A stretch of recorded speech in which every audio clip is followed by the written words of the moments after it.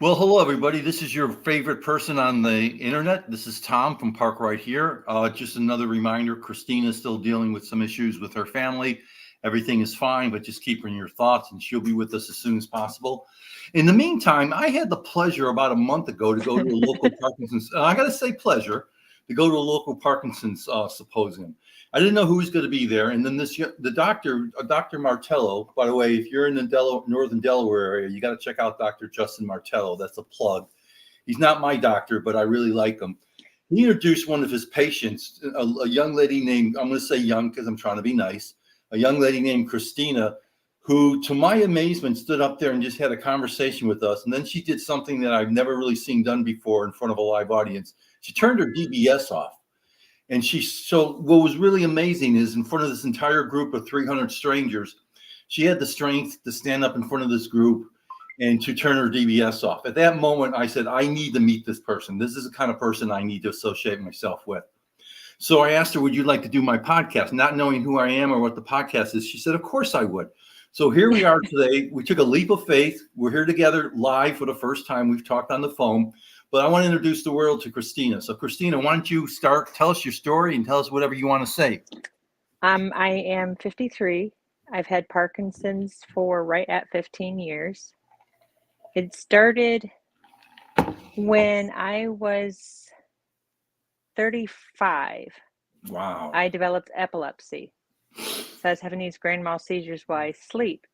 And I thought I had a stroke during a seizure, which had eliminated my right hand side. And so I was going to the doctors trying to get help for the supposed stroke because my right side it just never recovered. And they're like, they did the MRIs, the CAT scans, all the things they do. And they're like, you didn't have a stroke. Something else is wrong. So then I went through physical therapy because my handwriting had become really like microscopic. Oh. I couldn't write big if I tried. My right leg was dragging, my right arm wasn't swinging, and it was getting just worse and worse as the months kept going by. My sleep was disrupted. I mean, all these different things. And I was at the University of Iowa, and they got me into their movement disorder clinic within weeks after seeing a neurologist. And I remember the doctor's name. But this doctor that was there at the time, who's no longer at the University of Iowa, just goes, you have Parkinson's. I was 38, and I didn't hear a thing he said after that. Yeah, I have no idea what he said, but he never even made eye contact. He's making notes, and he's like, you have Parkinson's disease. And he changed my life that day. Mine was somewhat similar. I went to the hospital because my primary care said, go to the hospital. They can run all these tests that I can't test. So they referred me to a neurologist. And I remember at one point she said, I think you have Parkinson's, come back in 30 days. She said a few more words than yours did, but it was the same essence. I had no idea what to do after that. No, he gave me Mirapex. He goes, watch out for sexual addiction. I'll see you in 6 months. Oh, I should have known you then. Yeah, I know, right? I could have what? By the way, that's the dopamine speaking. Yeah. And I went on my lunch break. I went back to work and I was just completely numb. Somebody came up and they go, what'd they tell you? And I wrote it down, and my friend started crying, and I'm like going, I don't even know what to feel. Okay. So I know you have a good sense of humor. Did you write down the sexual addiction, or did you write down Mirapex or Parkinson's? Or I wrote down Parkinson's. Okay, good. Yeah. But so then I went back to a neurologist in Cedar Rapids who says, you don't have Parkinson's. Took it off my chart. Cortical basal degeneration, focal torsion dystonia, essential tremor. He listed all these different things on my chart. I've been diagnosed with so many things, it's insane. So I go, I want to go to Mayo Clinic and see what was, I want to be seen by them, because if it's not Parkinson's, we know it's any of these things, I want to know what's going on. I still have a kid to raise. I was a single parent of my last child yet. So here I'm sitting with an 8-year-old at home, she might have been 9 by then. Mayo Clinic couldn't get me in quick enough, so I went to Cleveland Clinic, Mayo Clinic had like a 6-month wait, and I'm like going, I don't have 6 months. I need to go Right. now. So I went up to Cleveland Clinic, and this doctor's retired. His name was Patrick Sweeney. And he was convinced it was psychosomatic. Oh, God. And I'm like going, no, it's not.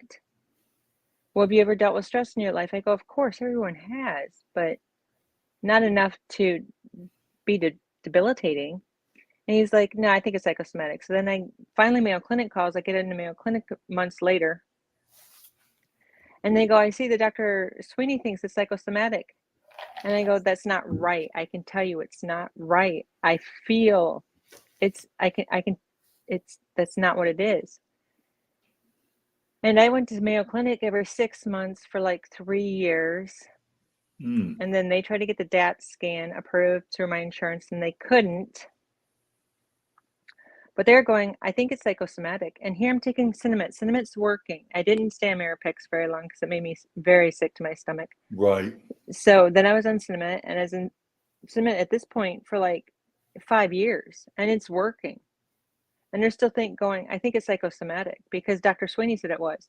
Then I went to Northwestern University in Chicago. I don't remember her name. It's Dr. Tanya something. She goes, you're already seeing Dr. Matsumoto at Mayo Clinic. You've seen Dr. Patrick Sweeney. You've seen all these people, and they say it's psychosomatic. It must be psychosomatic. She didn't even test me. So I'm getting like to the point now.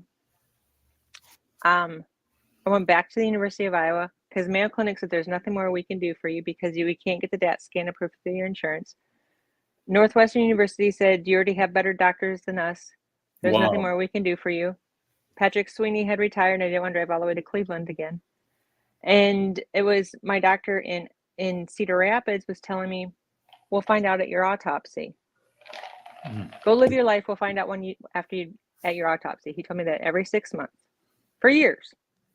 God. But so then the University of Iowa agreed to see me, and I seen his name is very difficult to pronounce, so we'll skip it anyways because I don't want to bash anybody. But he goes, I'm 75% sure it's psychosomatic, but there's a little bit of me that thinks that it might be Parkinson's. So he got the DAT scan approved through my insurance company. Oh, wow. And we did the DAT scan. He goes, oh, you have Parkinson's. I'm like going, I know. I've been trying to tell you this for 6 years. The drugs work. What else could it be? What else do you use Cinemet for? How can I walk when I take Cinemet and I don't walk when I don't? You know, you make an interesting point. I can give you a jar of Cinemet that probably costs $3 or $4, or I can give you a $15,000 DAT scan, and both of them will basically tell you the same thing. Oh gosh, yeah. Because you can look at a DAT scan, you can't see what stage somebody's in or anything else like that. It's just another way to eliminate the essential tremor, the cortical basal degeneration, the focal torsion dystonia, all the different things. I can't remember. There's 5 or 6 different diagnoses that I went through. Dr. Pedro Gonzalez actually had it right the first time. It was funny. I was initially diagnosed as having essential tremor and a pinched nerve. So I started going to physical therapy. And I'm talking to a physical therapist, like, what I do, I'm a logical person. How can I have essential tremors and a pinched nerve exactly at the same time? What could possibly cause 2 separate things like that at the same time? And she didn't have an answer. That's when I started seeing a neurologist who finally, after a couple of months, said, I think you have Parkinson's, come back in 30 days. I was diagnosed with epilepsy, Parkinson's, and degenerative disc disease all within a very short period of time. Wow. Yeah, I feel like I should implode at some point. I hate to see your if I ever go, it's going to be spontaneous combustion. That is the only way I want to go. Ooh, so not that way, but when I'm dead, and they prove I'm dead, I want to have a Viking funeral. I want to just get on a boat, fill it up with logs and gasoline, push me out, light it up, and let me go. We got to make sure I'm dead. Fireworks. Put fireworks in it. Fireworks would be cool too. But again, I have to be dead. Yeah, I told my girls each have different ideas of what they're going to. One wants to plant me. You can get your ashes mixed in and be a part of a tree. Right. So you can be a tree, which I'm a tree now. Yeah, are you a willow tree or are you an oak tree? I'm a willow tree. I bend. Oh, no, I go oak. Okay, oak, solid, strong. I like that. Oh no, I just don't move. Yeah. Well, like I have the whole aconitic rigid, so if I have to be pretty stressed to get a tremor, and Okay. then it's usually internal. It's usually my diaphragm that'll start giving me a tremor first, which is the funkiest feeling. Hmm. Kind of like you're gargling. No, it's like you are at the top of a roller coaster, and you're just about ready to go down, and your stomach like flip, flip, flip, Oh, flip, yeah, flip, yeah, flip, yeah, flip. yeah. That's why I Yeah, don't do and you're like vortex. going, and that's what my diaphragm is doing, is messes with your breath and stuff, but you get used to it. Okay. But my other daughter wants to turn me into jewelry, and I said, I'll be done with my body at that point. You guys do what you want to do. Well, the other thing is, I grew up in Chicago as a Cubs fan, so I would love to be cremated and take someone sneak into well, not sneak in, but take me into the ballpark in a little Ziploc baggie. And if you know Wrigley Field, the back Yep. wall has ivy. Just basically empty me into the ivy so I can live the rest of my life in Wrigley Field forever. Oh, there you go. I think that'd be very cool. Either that or Well, Viking funeral. I actually wanted them to take me to the cliff where Thelma and Louise drove off. I said, shoot me off that, just shoot me off Now, that cliff. is that as in your whole body when you're dead, or when if you get cremated, then they shoot Oh off the no, ashes? cremate me. Okay, but Cremate not me. the whole, not just shoot at the body out of a cannon. Nope. Oh no, that'd be cool. That Put would be me, cool. yeah, dude. I wonder what kind of permits you need for that. I think you need one more for the cannon than the actual shooting. Yeah, they don't have to tell me there's a body stuck in there. Yeah, that's a good point. Oh, Yeah, I'm starting to get plans. so from that point now, you're what? You're probably in your mid 40s. Is that about right? That happened in 2015. So I was 45. The Okay. first time I was diagnosed with Parkinson's, I was 38. And then that lasted about 6 months. The Mirapex was making me very, very sick. And I had lost like 30 pounds already. And I wanted to try the Cinnamate because it's the gold standard test. I mean, it still is 15 years later. It was back then, it is now. Well, they call it the So gold standard. he wouldn't give me the Cinnamate. The original doctor would not give me Cinnamate. He goes, you can only take it for 5 years. It's Oh, too early to take it. I've been taking it So for over 8 years. I've been taking it for 15. Right. Well, now I take Rytary, but it's the same. Yeah. It's the carbidopa levodopa in a different form. So that's when I got honked off and went back to the neurologist that was treating my epilepsy. And I'm like going, he won't give me the Cinnamate. Will you give me the Cinnamate? And he goes, of course I'll give you the Cinnamate, but you don't have Parkinson's. And that's kind of where it all went haywire. And an unfortunate conversation at Cleveland Clinic led to the psychosomatic, which takes a long time to get off your chart. Oh, yeah. They all just look at you like, oh, Munchausen's. No. So Mirapex is a dopamine agonist, right? I don't know. I actually don't remember much on Because what all the Mirapex stuff. I've been on like 5 or 6 different medications, but Cinnamone's one has stuck. Because I have I'm on a dopamine. I'm on dopamine. I'm taking the Cinemet and a dopamine agonist, which is Requip, and then I've been Requip. I take Atacapone with the carbidopa, and I take Artane for tremors. But my doctor's starting to wean me off the dopamine agonist because it can have negative side effects such as it tickles your pleasure center. You can do compulsive behavior stuff, but one day I see him every 6 months. He goes, well, how any compulsive behavior issues? I said, well, got to be honest with you. Yes. He looked at me, he goes, what happened? I said, well, doc, the other day I went on a buying spree. He goes, what'd you get? I said, 3 pairs of khakis. And he kind of looked at me, he starts to laugh. I said, that's it. That was it. That's my compulsive buying, 3 pairs of khakis. And he just shakes his head. I got a great doctor. I mean, you're lucky. From what I know of Dr. Martello, he seems like a great doctor. He is. I have to hand it to him. When I got out here, I still was not moving very well. I had the DBS implanted in 2019. 2018.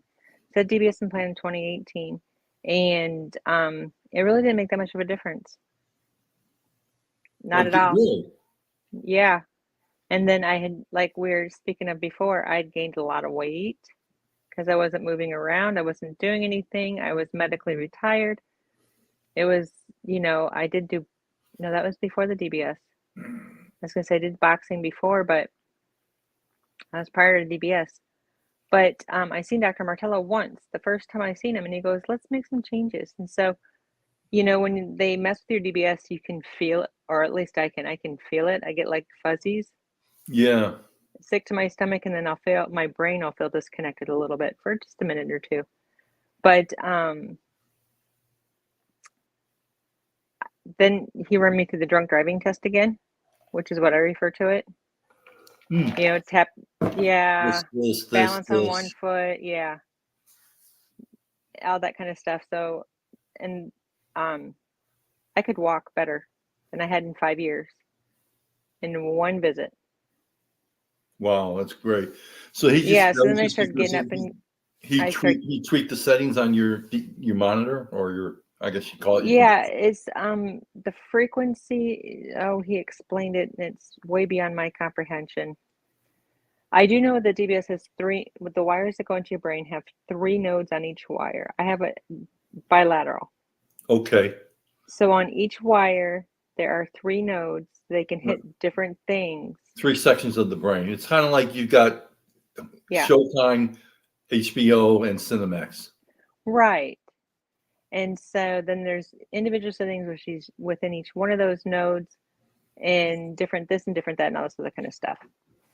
But my neurologist back in Iowa was like, I don't know what you want me to do. There's only 3 settings. I'm changing what I can. And so I told Dr. Martello, I go, there's only 3 settings, right? And he's like, no, way more settings. Wow. And so I actually left the office. I hugged him. I went, yeah. I gave him a hug and I almost cried. Now I'm, doing really well. I've lost a lot of weight. I lost about 65 pounds so far. Mm-hmm. Walk my dog a lot, go to boxing 3 or 4 times a week, and just keep moving. So 7 years ago, or excuse me, 6 years ago, you had your DBS surgery. Yes. And how, over the last 6 years, you said it didn't really make an impact, but what are you doing now for medication? Or are you less medication before the DBS, or? Now I am. Now I just take Rytary. Oh, really? That's it? That's it. That's I great. have Ambrosia. Yeah, that's the inhaler. They tried to get me to take Kimobi, under the tongue thing. Yeah, that's like instantly knocked me out. Okay. I fell asleep instantly. Tried it twice, and each time it's like I have to go lay down, and I fell into a deep sleep. I'm like going, well, this would be nice to take before bed, but not during the day. The inhaler, I love the inhaler. Love the inhaler. Works in about 10 minutes. Oh, wow. And that's just like crushed dopamine or cinnamon that you inhale into your system. Yeah, it's this little thing. You get like a tube. You drop a capsule in there, and it pops a hole in the end of it. You push it, and it pops a hole in the end of it. You pull the cap back off and inhale the capsule, basically. Since the Rytary is like a time-delayed capsule, how often do you take Rytary each day? Is it just once or twice? 4 hours. Oh, every 4 hours. Okay. Every 4 hours. But the Ambrosia, what that is good for. Have you ever had a dud dose? A dead what? A dud dose? Not that I'm aware of. Okay, I've had dud doses before. Like I'll take the pill, and it's like I didn't take it. And so then you're stuck for 4 more hours that you can't take another pill for 4 more hours. But the pill, for some reason, you took it too close to eating protein, or you didn't drink enough water, or, just a freak thing. And it doesn't happen very often. Sometimes I'll burn through my Rytary, too quick. They say that you don't really do that, but I beg to differ. And Well, I I need a was little hit from the Ambrosia to get me to the 4-hour mark. yeah. I recently I was taking 1.5 Cinemeds every 4 hours, like 7, 11, 3, and 7. And I was noticing that, I'm like diagnosed in 2015. So this summer will be like coming up on 8 full years. But I'm starting to have, and I know this, I sometimes feel bad about because I feel like I should have more Parkinson's, but about 6 months ago, I started getting my off time. And I'm getting tremors in my left leg and a slight burning sensation in the muscle. So I'm also very concerned about taking too much Cinemet because of dyskinesia. So Dyskinesia is not bad. yeah, I suffer from a lot of dyskinesias. Now that I just had a new DBS stimulator put in November, and now I have a lot more control over it. who is it? Medtronics or Boston Scientific or Medtronics. Medtronics? Okay. Yes. And I have a lot more control over it, so I can turn it down easier if I start getting dyskinesias because it's too much dopamine. Right. Sometimes I just let it go and I just sit there, and it's only on my right. So it'll be, hey, You how do are that at you parties? doing? Huh? You do that at parties? No, I always tell them I'm half John Travolta and half sloth. Yeah. It's cool. I like that a This lot. half is John Travolta, this half is sloth. That's So funny. you do Sid the Sloth from Ice Age. Yeah. John Sid. So But you're it only doing happens on my this right side's not side. moving and this side is doing staying in line. Exactly. I like that. Exactly. I still work too. And it's I just do retail part-time. The majority of the reason is because I found that if I'm not required to get out there, I'll hermit. Yeah, I can see it. I can do that as well. Yeah, I become not necessarily antisocial, but if I don't leave the four walls of my place, then nobody's breaking down my door either. You know what I'm saying? Yeah, So it's a forced socialization. I keep those skills sharp. I can see that as well because I know like at times in my Parkinson's towards the end of the day, I start getting that feeling I just want to be isolated. Yeah, and I know that apathy is a huge why can't I think of the word? I think it's something that affects the entire Parkinson's community greatly. Yeah, it's a huge component. It's a very, very huge component of the Parkinson's. I was talking And that is scary because I've been apathetic, and it's hard to dig yourself back out of the apathetic stage. And so I'll do whatever I can to make sure that doesn't creep up on me. I don't like, generally, I'm not, I used to be, but I'm not anymore a really outgoing person. Stuff takes a lot of energy to move your body when it doesn't want to move. Sure. And so I don't know. With the Parkinson's, I've been in some pretty dark places and I don't want to go back. Yeah. I think I try to use humor for the most part. And, I do too. Because I figure, and I look at it in the sense that if we can have a conversation, we both start laughing at that moment, whether it's Parkinson's, cancer, or anything, you're not dealing with the issue at the moment. You're just having fun. Well, and laughing, I mean, it's such a good chemical releaser too. Oh yeah. You can't be pissed off, excuse my French, but you can't be pissed off and laugh.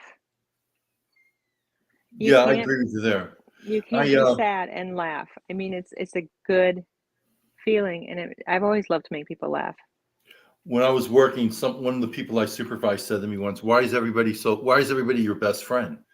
And I looked at her, I said, what do you mean? She goes, is that a problem? She goes, well, everyone's your best friend. I said, well, let me put it this way. Why wouldn't everyone be my best friend? Why would I want to treat anybody not like my best friend? Because just from one respect, I'd rather deal with friendly people. But I said, on a sort of a selfish note, I'm in sales management. It's much easier to deal with friends than it is to deal with enemies. So there's a certain ulterior motive of making you my best friend. But at the same point, Why would I not want to be friends with you?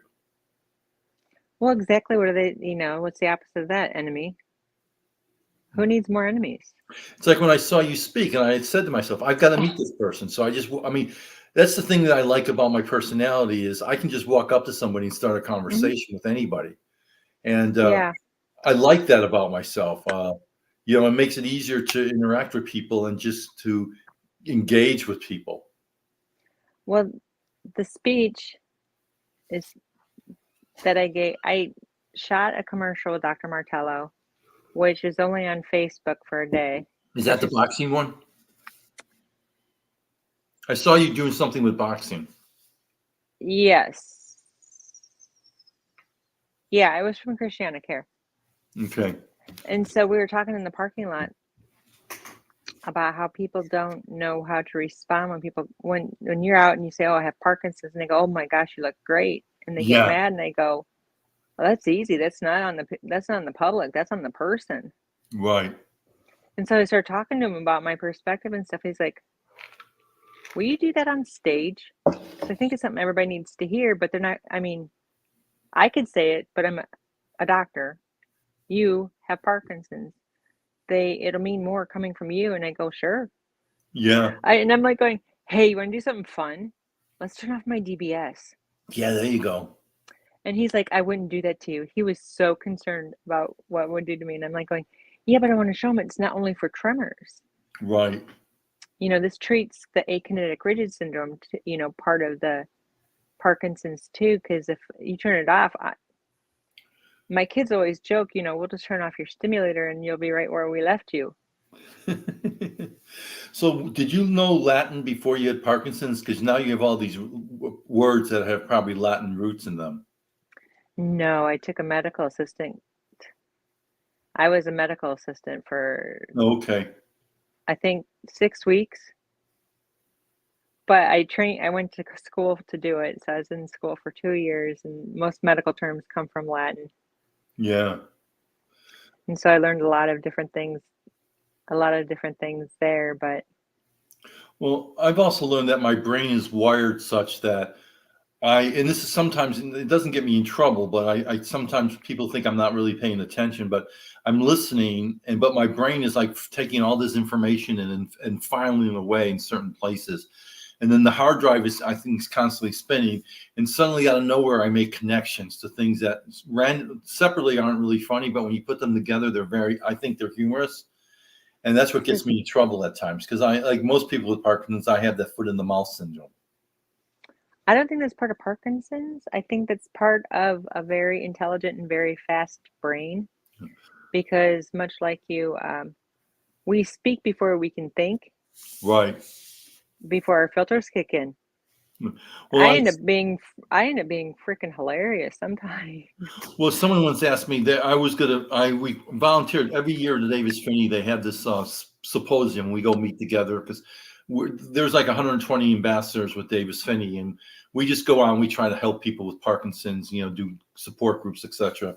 But we try to get together once a year. And it was really interesting because this is the first time you got to meet some of these people. You've only met them on Zoom calls. But I had asked if I could participate, and they were looking for volunteers to do like little 1 hour speak sessions. I said, yeah. I said, I'd love to hear. I said, here's a topic that I'd like to talk about. I was an economics major. And this may sound a little crazy, but I wanted to help people how to live a better life through basic economic theories. And this is the geek in me. And to me, I remember, well, first she goes, how long can you speak for? I said, well, how much time do I have? Because you just tell me the amount of time and I'll fill the Right. void. I said, it's harder if you give me 15 minutes because then I really have to think about what I'm going to say. But if you give me an hour or so, I can just have a broad outline and just start filling in the gaps. But I said, there's two concepts as an economist that I look at. First, you want to maximize. I said, well, economics is the allocation of scarce resources. So from an economist's perspective, everything's a scarce resource. You have a finite amount of this and a finite amount of that. So you want to maximize the benefit of that. And there's also something called maximizing utility value. And the utility value is anything that brings you value. To me, a bag of popcorn may have a utility value of 2, but to you, a bag of popcorn is worth 5. So the theory is when you want to allocate your scarce resource. I call that your on time. You have maybe 3 hours of on Right. time. So during that scarce resource time, you got to maximize your value. So the hardest thing is to sit down and say, what's important to me? What is the most important thing that I need to do? And then find a way to deal with that during your on time. And it's almost like you have to get yourself into a cycle. Here's an easier way that I've read. If you wake up in the morning and you only have 16% phone battery and no charger, you have 16% phone battery to use all day. Who are you going to call? What are you going to do with that 16%? Ghostbusters. People can kind of understand the phone battery thing. Oh yeah, I like that, because that's your phone you battery got is like the equivalent of your on time. Yeah, or if you wake up and you have 50%, but most people don't get upset at 50%. 16%, they're like, oh my gosh, I got to spend time with my mom. Oh, okay, so that's what you want to do but people don't seem to understand that. Like they'll see me out in public and they're like, oh I couldn't even tell you had Parkinson's. It's like, because I work my ass off. Yes. You have no idea how much it's taking just to stand here. But I don't say that. I just say thank you. Well, you made the comment But they have earlier no idea. about when you meet somebody, you say you have Parkinson's, they say you look great, you don't look like you have Parkinson's. And at first that used to bother me. But then I started to realize that the people just don't know what to say. They don't know how to react. So they feel like they have to say something nice. So I've decided that when someone says something like that, I just accept it as the fact that they're just trying to be nice because they don't know what to say. And they don't want me to feel bad. Well, 15 years in, and if somebody says I look good for having Parkinson's without explaining everything, I think it's a compliment. Yeah, I mean, that's awesome, great. I can tell you what I used to say with a nicer name. If somebody comes up, it used to be if somebody comes up, you don't look. Oh yeah. If somebody comes up to you and says, you don't look like you have Parkinson's, it's like, we don't look like a rambling idiot, but look at you go. Insert rambling idiot and some other terms. You don't look like whatever. But or you can sit there and just say, what's Parkinson's look like, and start a dialogue about it. That's when the teaching moment comes in. Because most people don't realize that being under 50 and being diagnosed is only 2% of the population of the Parkinson's people. 2%. Yeah. Being under 40 is like 1%. Did your parents always tell you were special? No. Okay. My mom never said that. You're a top 1%er.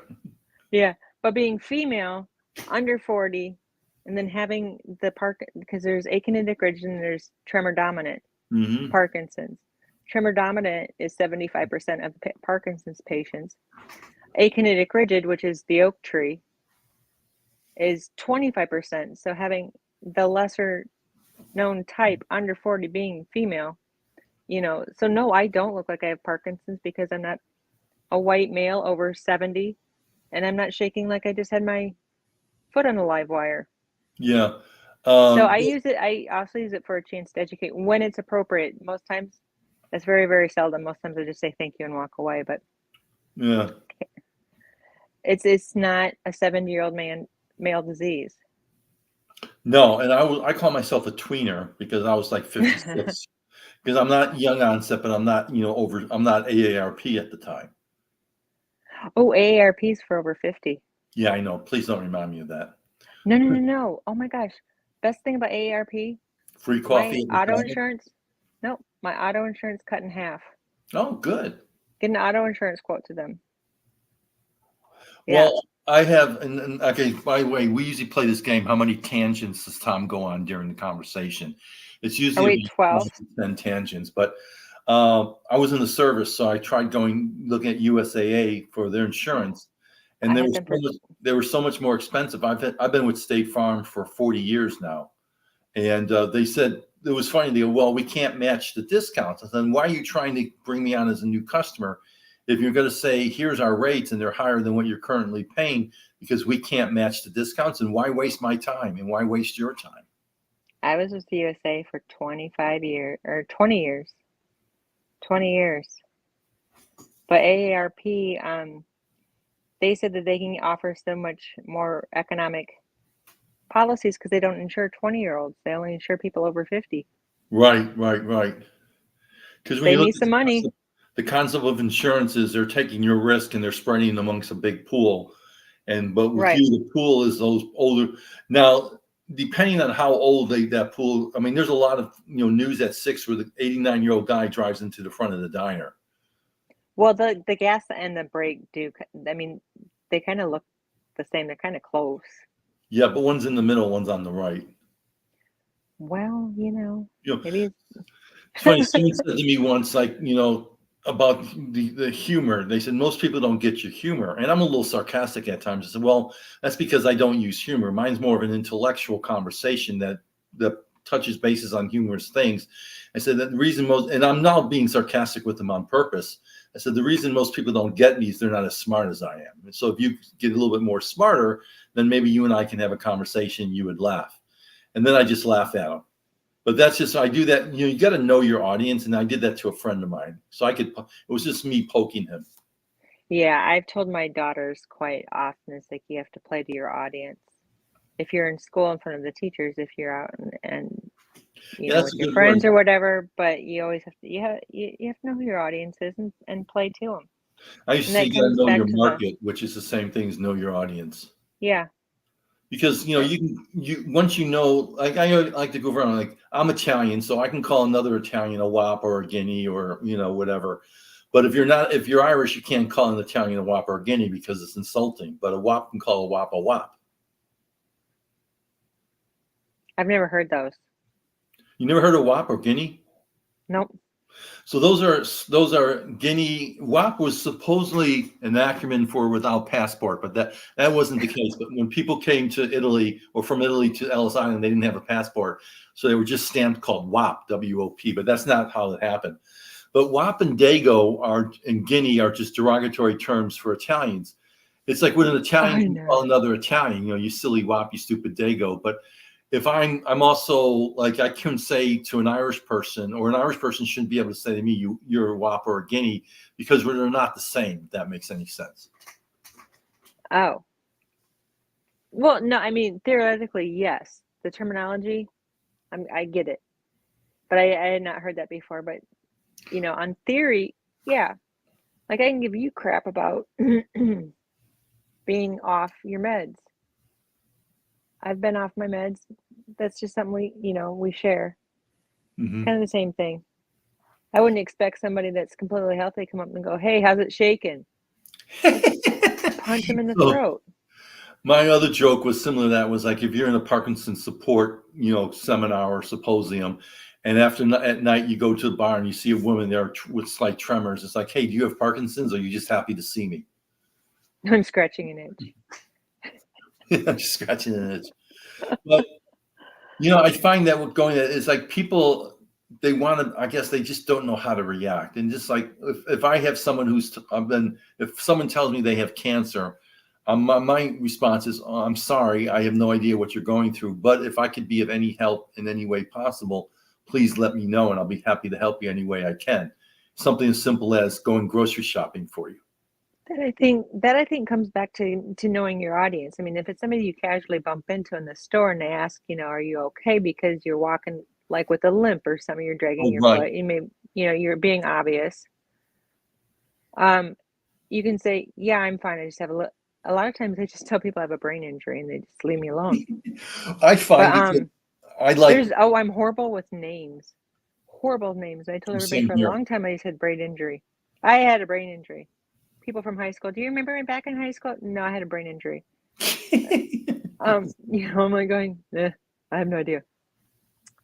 But back to the knowing your audience thing, it's if you do enter the conversation, you go, oh, it's just Parkinson's, and they go, oh, I'm so sorry. You owe each other nothing. This is just a random casual people public thing. You don't owe them an explanation about Parkinson's. You don't even owe them anything about why you're limping or dragging your foot or you can't walk steady or anything else. You owe them nothing. If they reach out and they say, "Are you okay?" because out of concern, I mean, then you enter in this dialogue. But if you're talking with like a friend that's more than an acquaintance, but not like your best friend, and they're like, "Are you all right?" Yeah. Then take the opportunity and bring them in and teach them and stuff. But people like, I had I was sitting outside my house. This is back in Iowa, and the snow truck plow came by, which we actually use those in Iowa. He Because you came get, by, he turned around and came back because I was snow blowing my driveway. And he goes, "Do I know you?" "No." "Did you used to work for the city?" "Yeah." "Do you know Mark?" oh God, that's funny. "No, I don't know Mark." I said, "I haven't worked for a couple years." "Oh, really?" "Yeah, I have Parkinson's." "So you don't look like you have Parkinson's." "Have you tried pot?" Because I have some if you want to try it. Yeah. This is a snowplow driver, and I'm like going, this is the weirdest thing has ever happened. But, you know, my whole thing at the symposium was about all of my responses to people in the public who said anything about Parkinson's, even up to current, like, "Oh, I'm so sorry," or "Oh, I didn't know," or "Oh, you look good," or "Wow, you look good," or "My Aunt Sarah had Parkinson's and we used to visit her until I was 6. So I know all about it," or "My husband's great aunt," everybody seems to know something about it. Yeah, All and of those usually they're things great aunts or changed. grandfathers. Oh gosh, yeah. Everything changed when my acceptance of Parkinson's changed. I was so honked off for so many, and now mine was extended because I was psychosomatic Oh, for right. a good 6 years. So my grieving process had extended quite out. I almost had to grieve for it twice because I had it and then they took it away and then I had it again. And, but my attitude towards the general public and towards anybody in public has changed greatly once I was able to come to terms with the fact that this is my life. And how long did it take you to reach that point? For me, it was Once I years. knew, yeah, once I knew that it was me and not them, because we owe, as people in the general public, we owe each other nothing. Sure. You Yeah. know, they don't owe me. I mean, a certain level, they do owe you respect, but they don't owe me, strength and comfort and all that kind of stuff that that some people seem to be looking for, recognition, acceptance, and all that kind of stuff. But I think when I started figuring out that no matter what anybody said, and it made me mad, even if it was the right thing, it still made me mad. So it was obviously me that had the problem. I think it took a good couple of years to really Yeah. dig down. I actually had to let myself be able to cry about all my plans I had because I was a single parent. I had 3 daughters, and when the last one graduated, then I was going to take risks with my career. Yeah. As a single parent, you can't take risks with your career. You need a steady income, a guaranteed income, Well, I know and that the got taken biggest, away. the thing for me with employment that just set me back was I was working for a food distribution company, and I managed national accounts such as IHOPs and uh, Shake Shacks and Popeyes. I managed those. 3 At of my faves. oh yeah, they're all good. But when I got diagnosed with Parkinson's, I told my president, who I knew him for 10 years at the time. He wasn't really, I didn't really tell my president. I told my friend. And he came from behind his desk and said, "Well, as long as I have a job, you have a job," which I took to be I was very grateful for that. But about 4 years into it, the Parkinson's had gotten to a point, and with the stress of my job, because we were basically an extremely dysfunctional company. And by nature, we were dysfunctional because of what we do. And I used to say my job is to keep the train on the tracks, and I couldn't do that anymore. And the stress was killing me, so I had to step down. And then I was trying to redevelop myself or reinvent myself within the company because I couldn't really do what I used to be doing. It was like the president, VP of sales, and then myself. So I proposed to him that I would like to do this. I want to create a position. And I feel that if you agree with me, I'll take a 30% or 25 to 30% pay cut because the position I'm proposing isn't at this level, it's at this level. So then he goes, well, no, what we really like you to do, and he hands me a job or job description. It was an entry level position requiring a GED, and you were not salaried, you were hourly. And the hourly rate was like half, assuming I worked 40 hours a week, I was going to make less than half of what I was currently making. Oh, And I wow. looked at him and I'm like, really? I'm thinking to myself. And then I kind of felt this was coming up. So I previously had set up, like I pretty much set things up where I knew that the day I say I'm done, I can do this, this, and this. So I basically, when he made me that offer, I said, I got to go think about it. And it was like a Friday. So as I left his office, I went to HR and I gave him my laptop and my charger. And I had basically, before that day, I restored my laptop to its factory condition, just in case I had any personal things on there. And I gave it to her and said, I remember telling her, I'm leaving and I'm never coming back. And, it's funny, to this day, I don't know if I quit, got fired, medical leave. I still don't know how I actually was terminated. But My last day, under the advice of an attorney, I worked for a power company back in Iowa. And there's only one. So it's Iowa, everyone Wisconsin, knows who it Minnesota. was. Yeah. So anyway, back in Iowa, I was working for the power company. Iowa Power and And Light. I'm just making that up. actually, that's what it used to be. Oh, well, that's IPL. funny. Everything's power and light. Yeah, it was IPL for a while. Then it merged with some Wisconsin and some Minnesota, and so it became this other thing. But So then they call it Hey There Power and Light. there you go. So I was advised by an attorney to not bring up Parkinson's, so that they couldn't use it against me. So I would verbally talk about problems or issues or whatever that I had, blah, blah, blah, blah. Anyway, so I kept it to myself for 6 years. My coworker, he's an awesome guy. His name was Mike. He's on the other side of the cubicle wall for me. And he would do up my shirt buttons every morning. Oh, wow. So I'd go over, hey, Mike, and he'd just do up my shirt buttons because I couldn't move my finger. I couldn't use my hands as much anymore. Not with the fine stuff. But see, DBS works for me. Yep, DBS works for me. But so anyway, so this is a 6-year stretch that we're going through. Is it, it's not Parkinson's, cortical basal degeneration, psychosomatic. We're going through all this stuff, right? And so I was at the end of my rope, and I had told my boss, I'm going to try and get this brain scan approved by insurance, because if they can actually lock in the Parkinson's, there's a new brain surgery out, the DBS, that I want to try, because it could, it could extend my career. My position was eliminated 3 business days later. Wow. Only one in my department, only one in my job classification. So you technically weren't fired. Your position was eliminated, so you were let go. My position was eliminated. And so I had like 10 minutes to gather my stuff, and HR walked me out of the building. Oh, wow. And I contacted some attorneys, and it's like, you don't have anything in writing that they knew. Everything was verbal because I was advised by an attorney to not put anything in writing.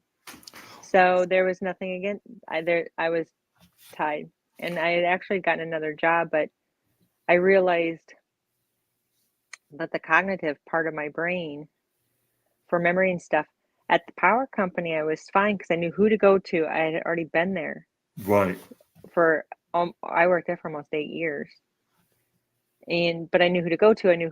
I knew everywhere and how everything worked and stuff and all this other kind of thing. But starting with a brand new company, I wasn't gonna be able to figure out a system to cover my butt. If I slipped, I wasn't gonna have somebody do up right next to me to do up my shirt buttons, and I wasn't gonna know all this stuff. So then I decided, I applied for disability. They let me go on November 4th of 2015. I applied for SSDI. at No, that's about the about same a time month I was late. About diagnosed. Yes. So November 4th, they let me go, and then so I had insurance to the end of December. Or no, to the end, yeah, to the end of December. So I called the University of Iowa. They got the DAT scan pushed through, and they got my diagnosis done. My re-diagnosis done immediately because I was losing my insurance. I applied for SSDI out of a back plan in case I couldn't get another job because I still had a child at home I needed to take care of. Right. And I wasn't expecting this. I didn't even know what the market was like or anything else like that. So I applied for that probably mid-December, and I was approved at the end of January. I went on my family doctor, he knew, him and I talked quite a bit. He said that, short-term disability would be not an issue for me because he would just sign whatever he needs to sign because he truly felt that I should be on short-term disability. And then when short-term turned into long-term, I was initially denied a couple times. And the funny one was, I unfortunately was supposed to have back surgery, and I needed a neuropsych test because just a conversation like this, most people don't see me as someone who's not capable of working at a higher level. So they wanted to do a psych neuro test, and this is when COVID was happening. And I told them, I'll do a psych neuro test. I know it's COVID. You can't do it like remotely. I have to be there. But my conditions are that I want to be in a room 10 feet apart. We both wear masks because I have to have back surgery in a couple of weeks. And if I have COVID, I can't have the back surgery. And they basically denied me because they said my requests were unrealistic. So Oh my gosh. then I had to go hire a law firm to sue their ass. And I did get a psych neuro test. And what was really interesting is I actually knew the doctor. There's not that many psych Parkinson's doctors where I live. And when I went in there, I explained to him, I said, listen, I want to have a conversation with you off the record, so to speak. I said, we know each other. We have a similar background. I consider you a friend in a sense, but what I do not want you to do is I don't want you to violate your oath of your medical oath. If you feel I'm not qualified, I'm not qualified. All I ask is that the expression baseball, if it's tie goes to the runner. If you're not quite sure, then just find in my favor. Well, at the end of it, he basically did. I didn't realize it was a one-day event from like 8 to 5. And for like 3 hours, he just sort of grilled me with questions and questions. Then I took like a little break, and then we went questions, and another break. And in hindsight, I realized he was basically asking me the same questions each group, but slightly different ways, so he could see how my response and such was either staying the same or decreasing. And at the end of it, he goes, "Well, don't worry about it. I'm gonna recommend that you are eligible, and because you've met all the requirements. I mean, I've got people qualified who had less symptoms than you." But the comment I made to him, which was kind of an interesting response, was, "Well, Doc, I still think the issue is most people that we're having, even though it's been like 10 hours we've been together, my conversation with you is I think it's a good conversation. We're answering it's a certain intellectual level, if you will." He goes, "Well, Tom, the issue that is that you're so smart that even when you're not that smart, you're still smarter than most people." And I'm like looking, I said, "Dr. Short," I said, "either that's a compliment to me or an insult to the rest of the people." Because I said, Yeah. he goes, "Well, take it as a compliment." And I'm like, "Okay, I will, but I know I'm a smart person, but I never saw myself in that light." But ultimately I got approved, and someone actually called me from the insurance company and apologized for the way I was treated. Nice. I've done 3 rounds of neuropsych. I was But, tested 3 times over the 15 years. so I like Because it. for DBS, you have to do neuropsych. Yeah. Because if you So have any signs of dementia, you're out.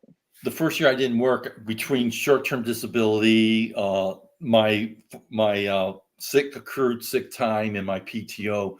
I was able to stretch, like I worked 2 weeks in January, but I was able to basically make the same amount of money for the entire year by not working, with all the unemployment and everything else I could add to the pot.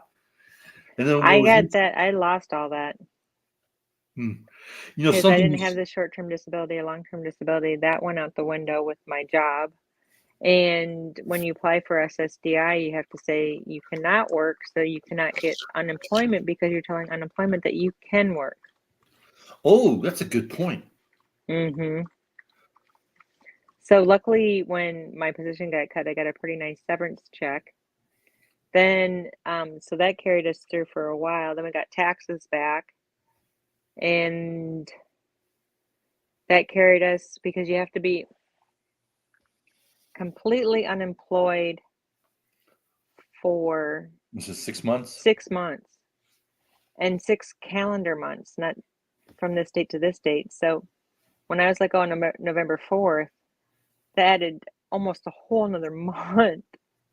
I had to go till June 1st. Wow. Yeah, it was interesting. It was very, very interesting. I'd end up suing my employer, and I give the lawyer for the corporation credit because I would have done the same thing if I was in his position. He said, here's an offer. If you don't like it, sue us.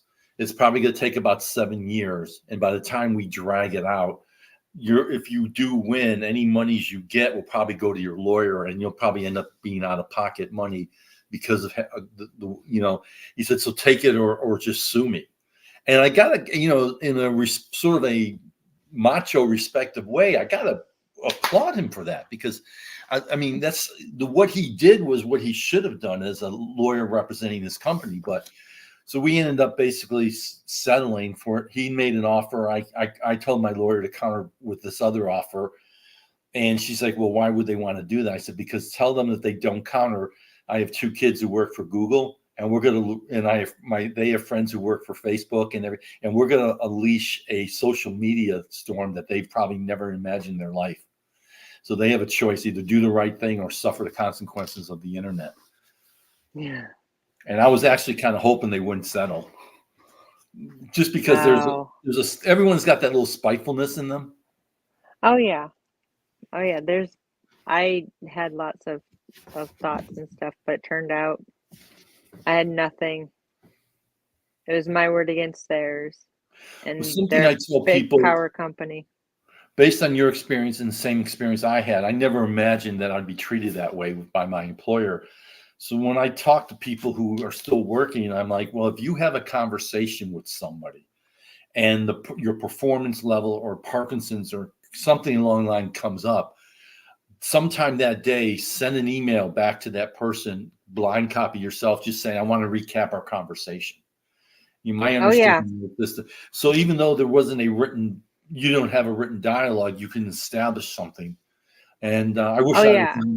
I just took it for granted that the fact that he offered me an entry-level position with a GED just floored me, just absolutely floored me. Because I'm like, I went from managing almost 40% of the company's sales to wanting to walk in the front door wearing blue jeans and punching a clock. I mean, not that there's anything wrong with that, but I can't do that.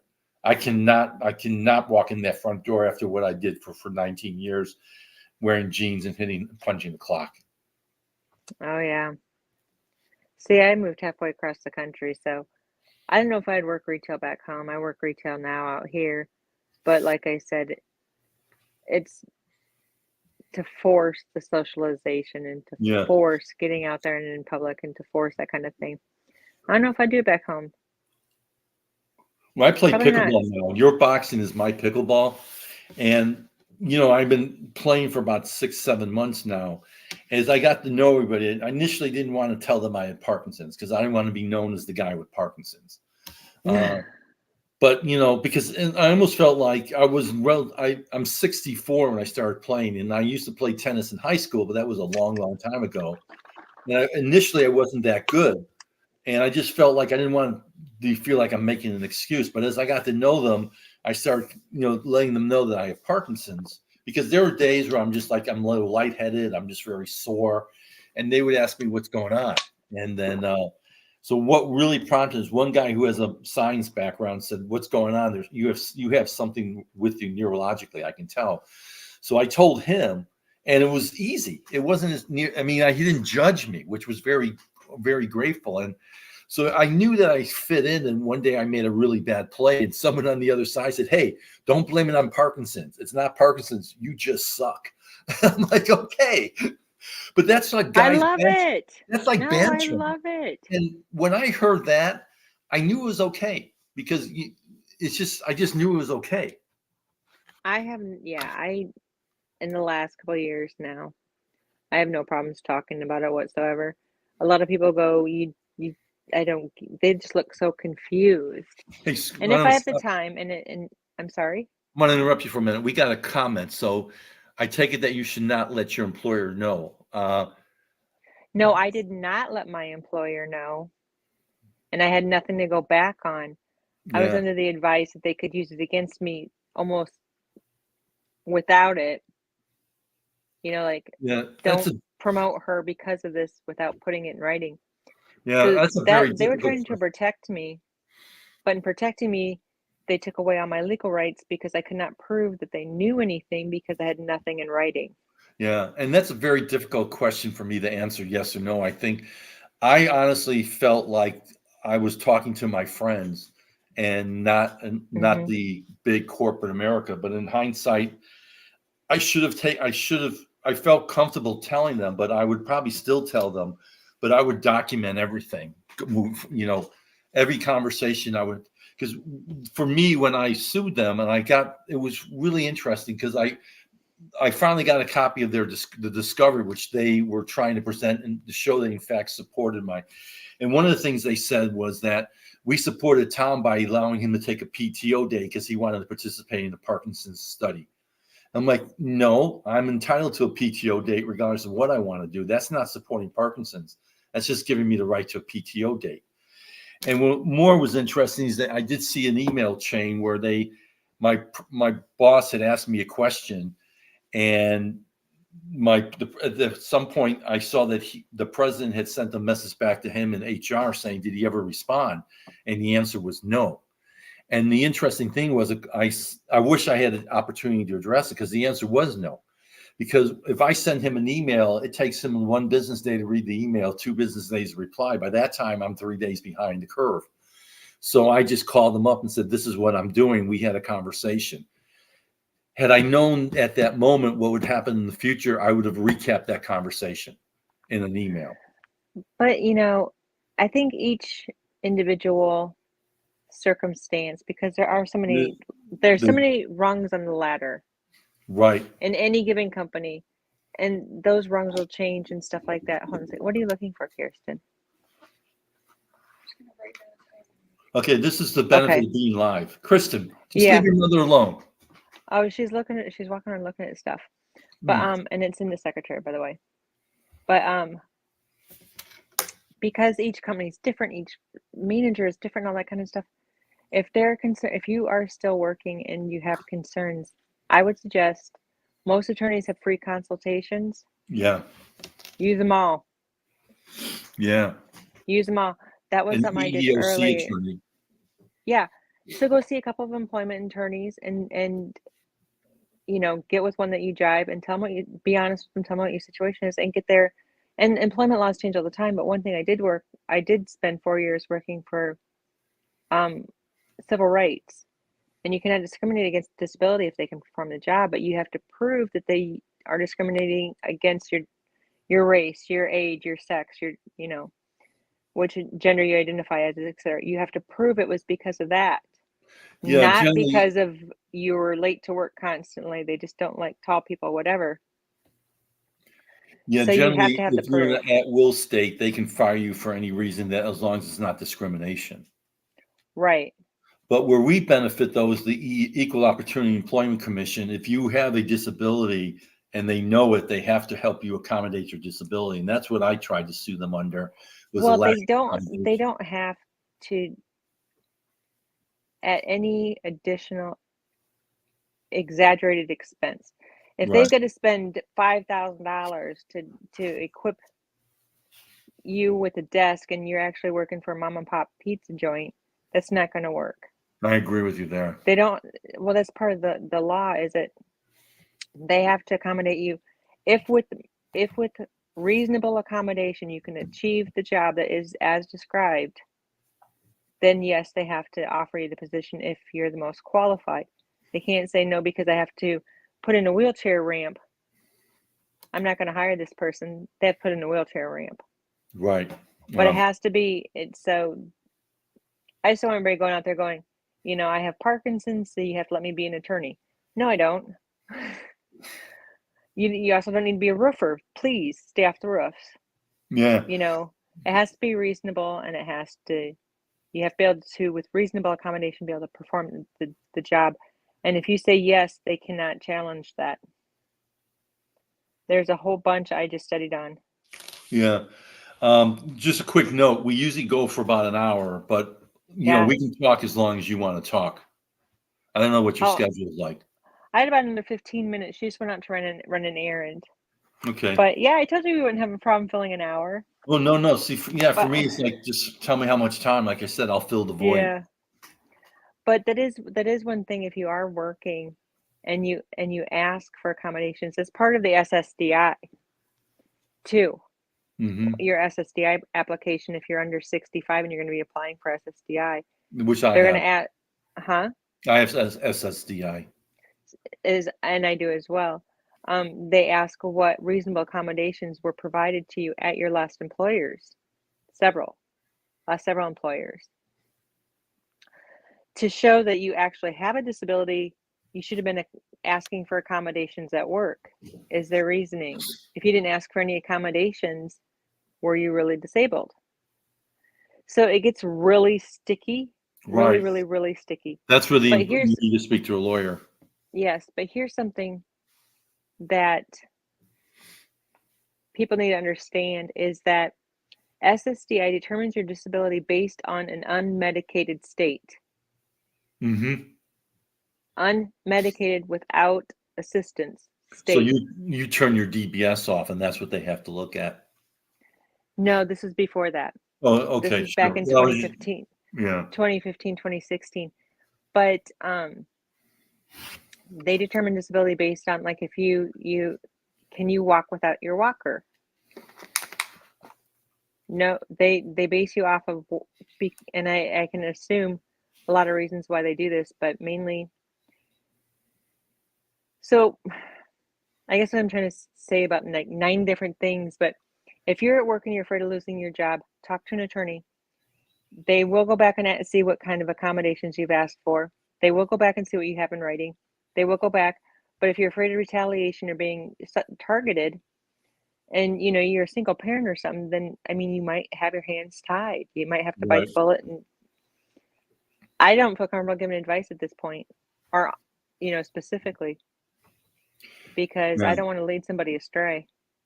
Yeah, and that's, I always try to preface sometimes these conversations by telling people we're just two normal people who happen to have Parkinson's. What we say isn't gospel, so to speak. Make sure you talk to a lawyer. Make sure you speak to your doctor. For Yeah, that I'm not an matter, attorney. I just play one on TV. yeah. My big thing is what I sometimes get frustrated is on some of the Parkinson's websites where you can, like, Parkinson's Buddy website, for example, I'll make that up, where someone says, I take this medicine and this is what's happening to me. What do you think? And people give them their opinion. And I'm like jumping on in all caps saying, please don't, not that they don't mean well, but everyone is different. Everyone's individual. What happens to me isn't going to happen to you. Please, please, please, like, call your doctor. Don't take advice from a complete stranger. Oh my gosh. I've run into these people before. It's like, this is what you have to do. I've run into people that say that THC, you have to get, Right. marijuana. You have to do the THC. You do THC and walk your dog.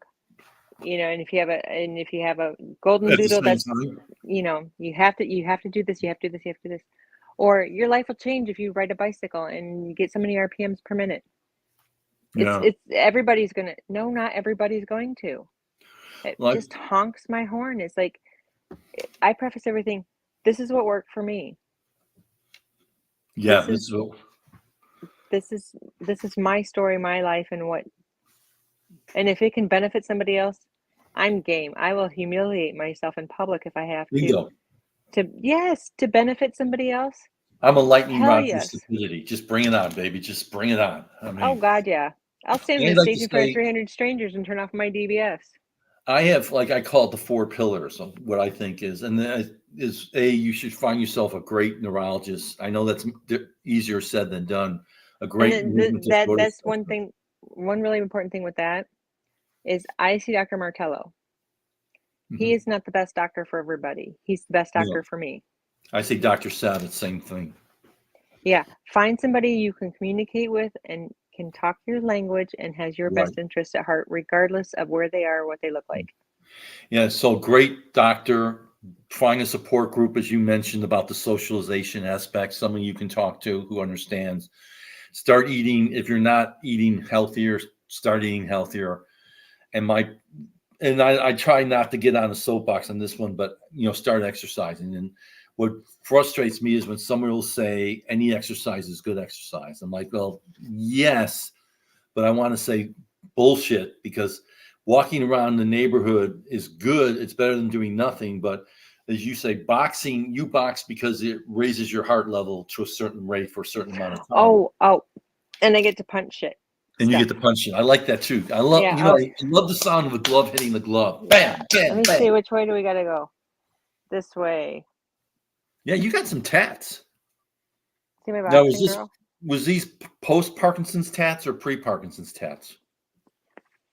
Oh, no, wait. This is post. This is only 2 months old. That's me and my girls. Their names in Morse code. This is one of my favorite ones. This is Floyd the boxing frog. So these are all after Parkinson's. About 50-50. This is I can't tell you what I normally say about this one, but this is one of my favorite ones. It's a big chicken. Oh, okay. So it's a big male chicken, so you can imagine what starts with a C. Ends with a K? Ends with a K, and it's one letter short of what you tell time with. Oh, it's a cook. Yes. But what were we talking about? So on a complete separate note, tattoos, I'm just amazed by people with tattoos, because when I was younger, I'm 65, tattoos were like only with bikers and women of ill repute. Those were the only two people that had tattoos.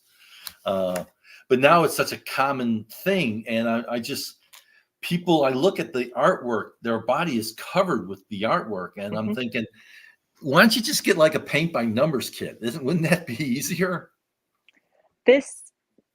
I only get things put on me that mean something to me and motivate me to continue pushing whatever. Sure. Like I had a couple tattoos when I was a single mom, it's to remind me of what, keep pushing to give your kids a better life than what you had, and all this kind of stuff. So they mean something to me. I don't just get pretties. Like this is one of her title on here says it won't win today on her banner. I like that. Because at boxing, I always say Parkinson's will win eventually, but it won't win today. Yeah, I've heard that statement. That is really a cool statement. Yeah, that's what I said at the conference. That's what I made everybody say at the conference. That was my two biggest fears. One, that I would stutter and nobody would be able to understand me because I'd be slurry. And two was that if I could get the whole room to say Parkinson's will win eventually, but it won't win today. And you did that. Together. I did it. They all said it. Everybody said it together. So we did it. Yeah. So that was But again. That's what I got that one. That's cool. When I first got diagnosed, I had a little band made that said perseverance and strength, and that was my chicken way of not getting a tattoo. I'll set you up. I'm gonna get another tattoo and get one touched up. You should come with me. It's actually kind of like a deep muscle massage. I can think of a few things I'd prefer to do with you other than a tattoo. Root canal? See, I think I'm a coward when it comes to tattoos. It's not that I don't see people with tattoos as different. I mean, part of it, like my older brother, I'll have to send you separately a photograph of my older brother. What was very interesting is he's a year and a half older than me. He went to bed one day when he was 16, and he woke up the next day like with Rocky Stallone's body. So picture remember Barry Gibbs from the Bee Gees with this hair? Yes. Picture Barry Gibbs on Rocky Stallone's body covered with tattoos. And he's retired now. He's 66 and a half. He was an iron steel worker in Chicago. And that's my older brother. And I'm like Richie Cunningham. I got my first one on a dare, and they say you get one and you're addicted. And I don't have full sleeves or anything, but I do have plenty to make conversation See, I'm more like the about. Klondike bar. What would you do for a Klondike bar? You're like, what would you do for a tattoo? Oh yeah, I might actually like make out with somebody in public or something. No, no, no, no. Uh, It's just oh gosh, for a free tattoo? Yeah, that's my public. son sent me a picture of one of those henna tattoos that looked really real, and I didn't realize it, and I just simply replied back to him saying, "You're out of the will." No. Yeah. Well, he was toying with me, and I was toying back with him. Oh, but that got his Besides, on a attention. side note, both of my kids are out of the will because we paid for their college, and it's like I tell them we gave you both like $1 million because of college. You have much more opportunity. So the goal is when the You already last of spent us, you already we're going spent to their spend every inheritance. dollar we have. That's the goal. Yes, I would. I would. It's and that's one of the things too is I'm 15 years into Parkinson's.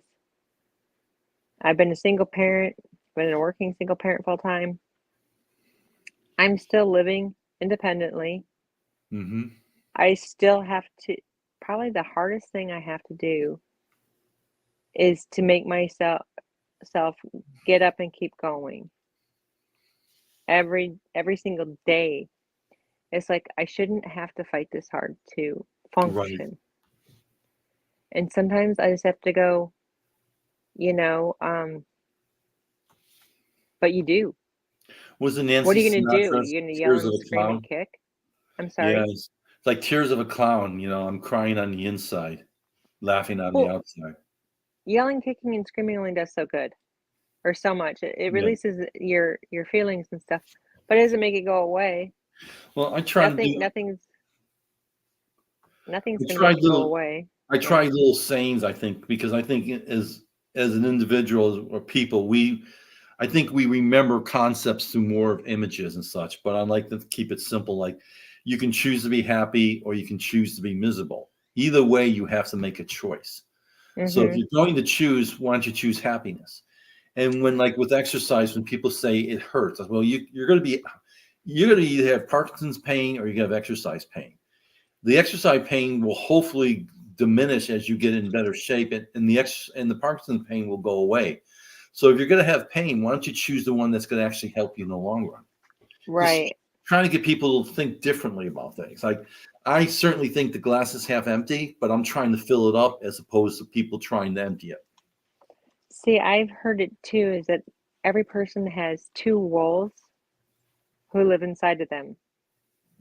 There's a good wolf and a bad wolf, Hmm. and they constantly fight. Who's gonna win? The good wolf or the bad wolf? Right. Whoever you feed. Ooh, like that. Yes. See, I have the good angel and the bad angel and a friend named Peter. Whenever I call Peter and ask him what I should do, he goes, "You're just trying to get justification for doing the wrong thing. Just do the right thing." And he's my good angel. He's like the feeding the wolf. But I like I that. That is try, really yeah, I try to put as much good out in the world. I figure most of life is a boomerang. Whatever you throw out there, you're gonna get back. right. If you throw hatred and spew garbage out there, that's what is gonna come back at you. If you Yeah. throw goodness out there and tolerance and acceptance, and that's what's gonna come back to you. Well, I want to end this on a Carol Burnett thing that you probably hopefully know. I'm so glad we had this time together. Yes, tug tug. That's actually So my daughter's name is Kirsten, and nobody can ever say it. So I did that for a long time. It's like her name is, remember Carol Burnett? Kirsten. yeah. Yeah. Oh, So I did that all the time for ear. years. I Yeah, like that. Kirsten. My Yeah. name was Tom, so I would just say Tom. Yeah. Well, Awesome. as I said in the beginning, I want to say what a pleasure it was to speak with you. I hope you don't get tired of hearing the compliments, but what you did that meeting in front of those people is incredible. It shows your inner strength, and God, I don't only say God bless you, but because I don't know if He's going to bless you either way, but just say what you did. You have my utmost respect. That's all I Oh, can say. thank you. You're very welcome. And I love what you're doing for the community with the podcast. I watched you try to teach people exercising and Oh, was that funny? recommending books to read Yeah. and all that stuff. So, I mean, thank you for everything you're putting out Well, there. I'm kind of a micro guy. Like I got into a conversation with somebody once, and ultimately we became really good friends. But I'm like, he's like, well, I want to set up a little table at a flea market and maybe talk to 4 or 5 people. I'm like, that's a complete waste of your time. I mean, that's great that you want to do it, but why don't you take those 4 hours and try to find something that's more productive in reaching the mass audiences, such as this? I mean, the whole reason we started this was we want to be able to have a conversation, a real conversation. Like this is not scripted. We just start by talking. We see where the conversation goes. And we want to have that conversation where people can hear from people with Parkinson's. And it's, it's unbiased. It's like, it's uncut, it's raw. And that's what I really like. Right. Well, let me tell you something that I wanted to hear for so long and never heard anybody say. Parkinson's sucks balls. Well, I wouldn't quite say balls, but I agree with you. It does. It's very, very difficult. It steals your cognitive, it steals your muscle, physical, your right. I mean, it's a thief. So it is an absolute thief, and it's absolutely completely 1000% unfair. Right. By its own nature, it's a progressive neurological disease. It's a progressive neurological thief. Yeah, I like that because as people, I know we can probably go on forever, but what really frustrates me is they still don't know what causes it. They don't know how to slow it down other than exercising. They don't know how to cure it. But I know people out there are spending hours and hundreds of millions of dollars trying to research and that's what's so frustrating about this disease is as much as we know, we don't know anything. Right. Well, my point was, I got mad. I stayed mad a long time, but I still get mad to this day. It's not like I grieved having Parkinson's and I never get angry anymore. I still get angry, but I stopped myself and it's like, is this how I want to spend my 13% phone battery? So I thought it was but that 15. was before that, wasn't it? Or for 16.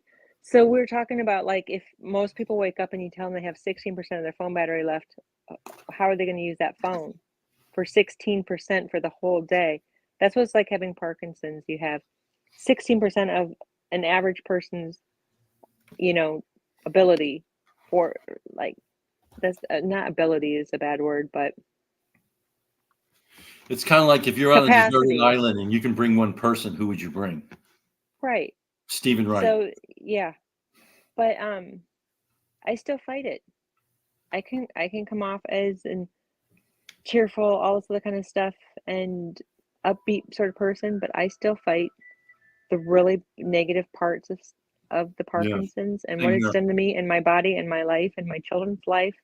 It robbed me of my future. It robbed me of a whole bunch of stuff, and it really angers me. But now that I have grieved, it's a quicker process, like maybe minutes versus days, weeks, or months. Sure, understand. I can, yeah. But it's okay to be mad. Just don't stay there. Don't take up residency in anger. Don't make it your new address. Don't stay there.